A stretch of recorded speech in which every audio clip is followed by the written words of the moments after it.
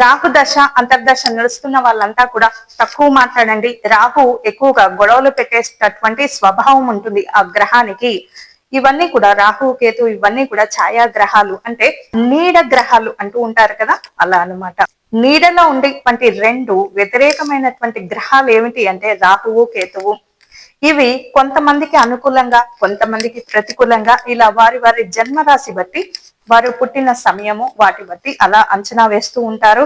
మరి ఓం రామ్ రాహవే నమః ఈ మంత్రాన్ని రోజు 21 సార్లు జపించండి. శివుడికి సోమవారం అభిషేకం చేయండి. ప్రతి మంగళవారము శనివారము హనుమాన్ చాలీసా పారాయణం చేయండి. ఇక నల్ల కుక్కలు, మీ దగ్గరలో కుక్కలు ఏవైనా కనిపిస్తే కాకులకు కానీ ఆహారం పెడుతూ ఉండండి. ఇదొక సూచన రాహు శాంతించడానికి ఇదొక పరిహారం అన్నమాట. గోమేద రత్నంగానే ఇక రాహు నల్లటి రంగుకు చిహ్నం కాబట్టి గొడుగులు, చెప్పులు, పాదరక్షలు, ఇక అలాగే దుప్పట్లు లేని వారికి అన్నదానం చేయటము, అలాగే నల్ల నువ్వులతోటి ఇలా ఉండలుగా చేసి దాన్ని దానం చేయటము, అవే గోవుకు తినిపించడము లేదా అట్టిపళ్ళు తినిపించడము, అరటి పళ్ళు తినిపించడము, అలాగే నల్ల నువ్వులతో చేసినటువంటి సిమ్మిలి అంటారు కదా, ఆ నువ్వుల ఉండలు కాకులకు కానీ కుక్కలకు కానీ ఆవులకు కానీ తినిపించడము. దీనివల్ల రెండు రకాలైనటువంటి ప్రయోజనాలు. ఒకటి, గతించిన పెద్దవాళ్ళు పితృదేవతలు శాంతిస్తారు.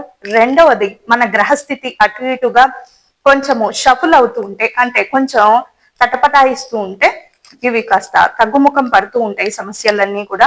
గోమేద రత్నాన్ని ఎంచుకోండి. రాహువు మరి నీచ స్థితిలో ఉన్న వారందరూ కూడా, అలాగే రాహువుకు ఇష్టమైనటువంటి వస్తువులు గొడుగు, పాదరక్షలు, పేదవాళ్లకు అన్నదానం చేయడము, ఇవన్నీ కూడా నల్లటి వస్తువులు ఏవైనా సరే మరి మీరు దానం చేస్తూ ఉండండి.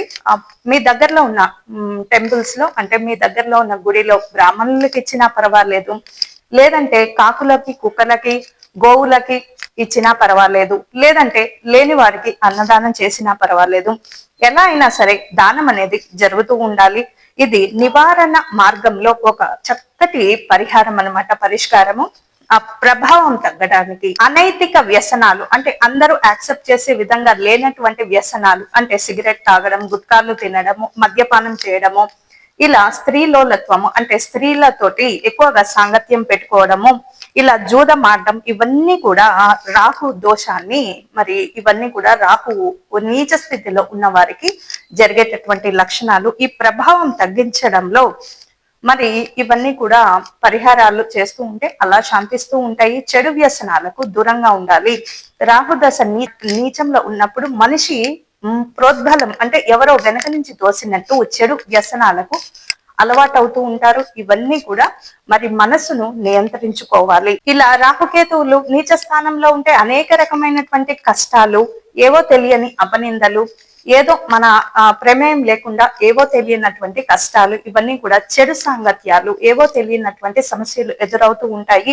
అయితే ఈ ఛాయాగ్రహాలు కూడా శుభ ఫలితాలు ఇవ్వాలంటే మనము దైవాన్ని ఆరాధించడము, స్వామిని శరణు వేడటం తప్ప వేరే మార్గం లేదు మనందరికీ కూడా. దానం చేయవలసి వస్తే ఏమేం దానం చేయాలి? మొదటిగా మరి నల్ల నువ్వులతో చేసినటువంటి పదార్థాలు కానీ, బ్లూ కలర్ ఐటమ్స్ అంటూ ఉంటారు కదా, అంటే మనకు నీలం రంగులో ఉండేటటువంటి ఐటమ్స్ ఏముంటాయండి? ఫుడ్ ఐటమ్స్ లో, తినే పదార్థాల్లో వంకాయ ఒకటి దానం చేస్తూ ఉండాలి. అలాగే దుప్పట్లు లేని వాళ్ళకి దుప్పట్లు పంచండి.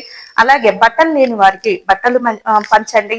కొబ్బరికాయలు పంచడము, ప్రసాదంగా వితరణ చేయడము, అలాగే బ్లూ క్లోతింగ్, అంటే ఎక్కువగా నీలాన్ని దానం చేస్తూ ఉండాలి. అలా చేస్తూ ఉంటే మరి అలాగే గోగ్రాసము ఆవులకి పెడుతూ ఉండాలి. ఇలా పెట్టడం ద్వారా ఆ ప్రభావం అనేది తగ్గుముఖం పడుతూ ఉంటుంది.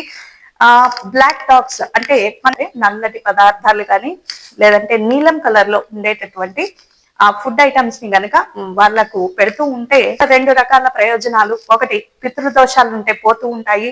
సంతానం లేకుండా బాధపడుతున్నట్లయితే ఆ దోషాలు ఉంటే పోతాయి. రెండవది, ఈ రాహు గ్రహం ప్రభావం నుంచి బయటపడుతూ ఉంటారు.